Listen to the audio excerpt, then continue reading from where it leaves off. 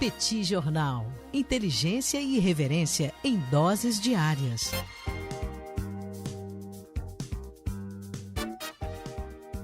Olá, caríssimas e caríssimos ouvintes do Petit Jornal, caríssimas apoiadoras e caríssimos apoiadores do Petit Jornal. Estamos aqui hoje para mais uma coluna de política internacional para falar mais uma vez sobre as tensões entre Rússia e Ucrânia que voltaram a crescer ao longo dos últimos dias. Para isso, eu queria fazer uma recapitulação de que ponto nós estamos agora, para a gente conseguir entender qual é exatamente essa nova cepa de tensões que nós temos ao longo dos últimos dias. Lembre-se que lá em 2014, a Rússia tomou ações bastante duras contra a Ucrânia, foi lá e anexou a península da Crimeia, que nesse momento, segundo a Rússia, faz parte do seu território, ponto final, e tropas russas ocuparam a porção mais oriental da Ucrânia, o Vale do Rio Don. E aqui, só para deixar claro, eu estou dizendo que tropas russas ocuparam a porção leste da Ucrânia, mas que Putin não me ouça. Segundo a Rússia, são apenas voluntários que estão lá para garantir a defesa da população russa do leste da Ucrânia. Mas, segundo o governo russo, não são pessoas comandadas pela Rússia ou que façam parte do exército russo. O que, naturalmente, não cola para absolutamente ninguém. Está mais do que claro que é sim o governo russo que, na prática, abastece, arma e fornece soldados para ocupação naquela parte do território da Ucrânia.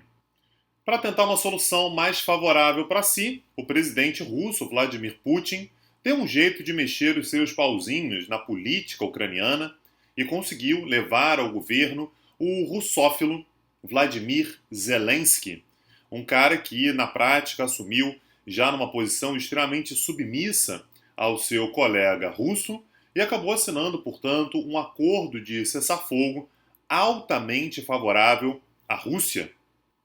Como já era de se esperar, as forças, aspas aqui, russas, se mantiveram lá no leste da Ucrânia e as tensões vêm crescendo pouco a pouco ao longo dos últimos dias, mais uma vez. A última peça nesse tabuleiro foi o governo de Vladimir Zelensky, da Ucrânia, dizendo que há uma mobilização de tropas russas do lado russo da fronteira. Em março, por exemplo, a Rússia promoveu exercícios militares pertinho da fronteira com a Ucrânia. E ao longo do mês de março, a Rússia também fez exercícios que foram claramente provocações à Ucrânia na Crimeia. E não foram mobilizações pequenas nesses casos. Tropas, aeronaves e armamentos pesados foram mobilizados para a região, num recado bastante claro para a Ucrânia, de que se o país começar a tomar medidas mais duras contra os separatistas ucranianos, que naturalmente são russos, lá no leste do país, é possível que a Rússia mais uma vez haja no território ucraniano. Isso acaba trazendo para o cenário, portanto, como sempre, a OTAN, que considera a Ucrânia um país importantíssimo na separação da fronteira entre os membros da OTAN e a Rússia.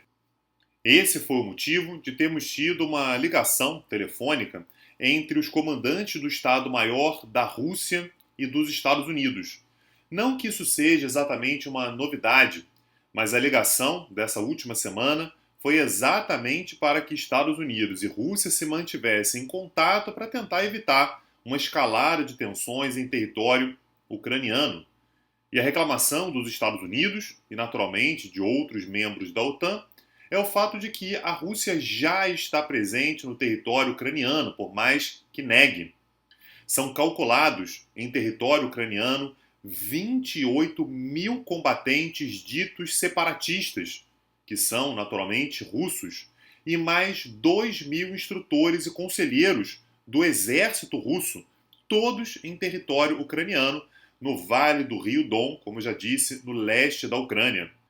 E por mais cínico que seja o argumento russo de que não tem qualquer tipo de relação com os ditos separatistas, as mensagens russas são bastante claras. O chanceler Sergei Lavrov disse, por exemplo, que os ucranianos devem entender os riscos de uma escalada de tensões, porque uma escalada como essa pode destruir a Ucrânia, e que as tropas russas estão se mobilizando dentro do território russo para conter qualquer tipo de ameaça, vindas, sobretudo, de uma possível aproximação entre o governo ucraniano e a OTAN. Afinal de contas, não foi para se aproximar da OTAN que Vladimir Putin agiu de forma tão feroz para que o seu colega e xará, Vladimir Zelensky, fosse eleito presidente da Ucrânia. Como sempre, aqui no Petit Jornal, a gente vai continuar acompanhando o que tem acontecido ali numa das fronteiras mais tensas do mundo nesse momento, entre Rússia e Ucrânia. E se você curte os comentários feitos aqui no nosso podcast, nos ajude a divulgar, a fazer mais pessoas conhecerem o Petit Jornal e torne-se ainda apoiador do nosso projeto. Para isso, você acessa o nosso site www.petitjornal.com.br e lá tem a aba Apoie o Petit. Aproveita e dá uma olhada também no nosso portfólio de cursos e aulas gratuitas, que está em outro site. O site é petitcursos.com.br e fica ligado porque já na próxima terça-feira, dia 6 de abril, às 21 horas, nós temos a próxima aula gratuita em que a gente vai falar sobre a forma pela qual o Brasil tem lidado com o cenário internacional em um momento de busca pela compra de vacinas contra a Covid-19. Acesse lá petitcursos.com.br, lá você encontra também o nosso portfólio de cursos já oferecidos até esse momento.